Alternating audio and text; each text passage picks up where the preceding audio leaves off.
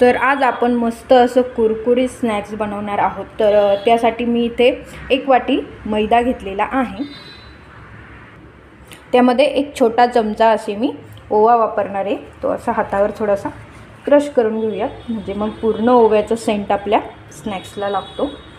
आणि त्यानंतर मी इथे थोडंसं चवीनुसार मीठ घेणार आहे।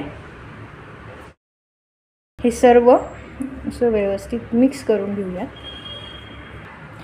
ह्या पिठाचा असा घट्टसर गोळा होईल इतपत आपल्याला याला साजूक तुपाचं मोहन लावायचं आहे।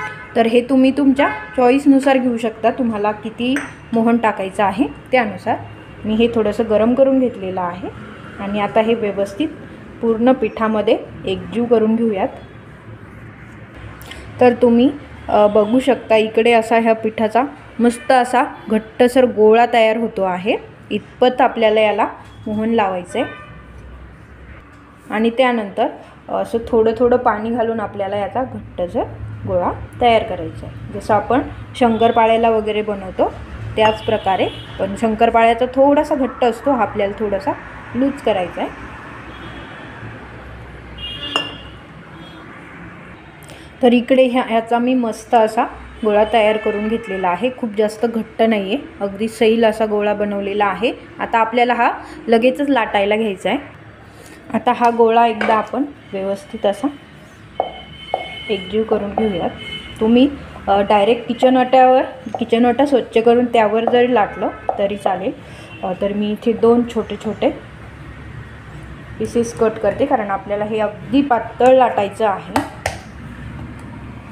आणि आता पोळीसारखं मस्त एकसारखं आपण हे लाटून घेऊया, परंतु जास्त पातळ करायचं। तर अशा पद्धतीने मी हे एकदम पातळ लाटून घेतलेलं आहे।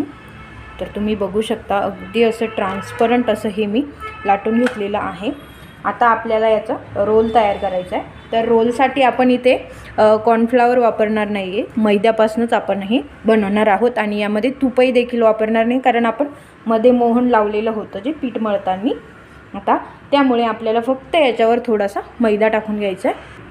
तर इकडे मी आता हातावर थोडासा मैदा घेतलेला आहे आणि आता तो आपण यामध्ये व्यवस्थित असा एकसारखा पसरवून देऊयात।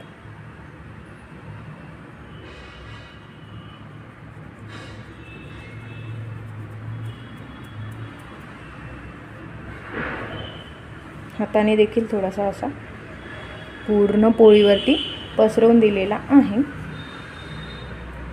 आणि आता आपल्याला याचा मस्त असा टाईट रोल बनवायचा।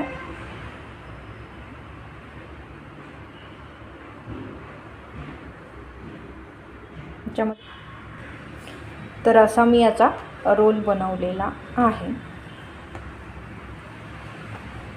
थोडंसं मी हे असं दाबून घेते आणि आता आपल्याला चाकूच्या साहाय्याने याची मस्त छोटे छोटे असे कट करून घ्यायचे। साईडचं मी एकदा कट करून घेतलेलं आहे आणि त्यानंतर आपल्याला असे याचे एका कांडीच्या मापाचे असे मस्त तुकडे करून घ्यायचे आहेत। तुम्ही याच्यापेक्षा थोडंसं जास्त कट केलं तरी चालेल।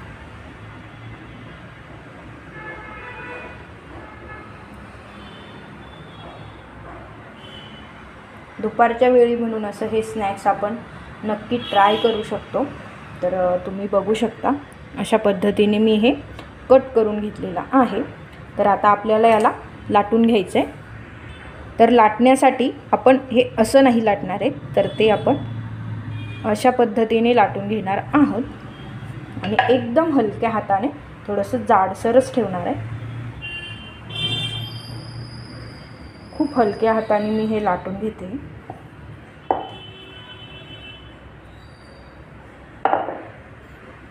तर अशा पद्धतीने लाटून घेतलेलं आहे। तर तुम्ही बघू शकता याचे पुढं देखील व्यवस्थित दिसत आहेत, हे बिलकुल मिटले गेलेले नाही आहे। आणि आता अशाच पद्धतीने बाकीच्या सर्व पुऱ्या देखील आपण लाटून घेऊयात। तर अशा पद्धतीने मी हे पूर्ण लाटून घेतलेलं आहे। आता आपण हे तळून घेणार आहोत। तळण्यासाठी मी इथे गॅसवर कढाई ठेवलेली आहे आणि त्यामध्ये थोडंसं तेल टाकलेलं आहे. तेल आता आपण गरम करून घेऊयात. आपलं तेल देखील गरम झालेलं आहे. तेल चेक करण्यासाठी त्यामध्ये थोडंसं याचं पीठ टाकलेलं होतं. आता आपण एक एक करून या सर्व पुऱ्या तेलामध्ये सोडूयात. जेव्हा त्या वरती येतील तेव्हाच आपण त्याला हलवणार आहोत. गॅस मंद करणार आहोत. एका वेळी तेलामध्ये जेवढ्या पुऱ्या बसतील तेवढ्या आपण यामध्ये टाकणार आहोत आणि अगदी मंद गॅसवर हे आपल्याला व्यवस्थित तळून घ्यायचं आहे. हे तळून थोडेसे वरती आलेले आहे. त्यानंतर आपण पलटी करूयात आणि दोन्हीही साईडनी व्यवस्थित असं तळून घेणार आहोत.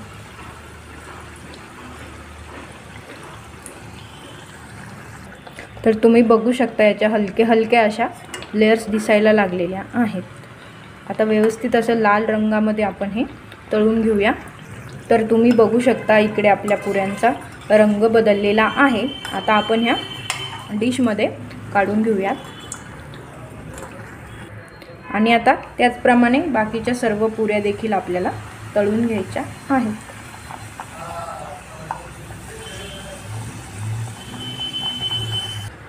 ह्या पुऱ्या गरम आहेत तोपर्यंतच आपल्याला यावर थोडीशी अशी पिठी साखर टाकून घ्यायची आहे. जसजशा आपल्या पुऱ्या तेलातनं निघत जातील तसतशी आपण यावर पिठी साखर टाकणार आहोत.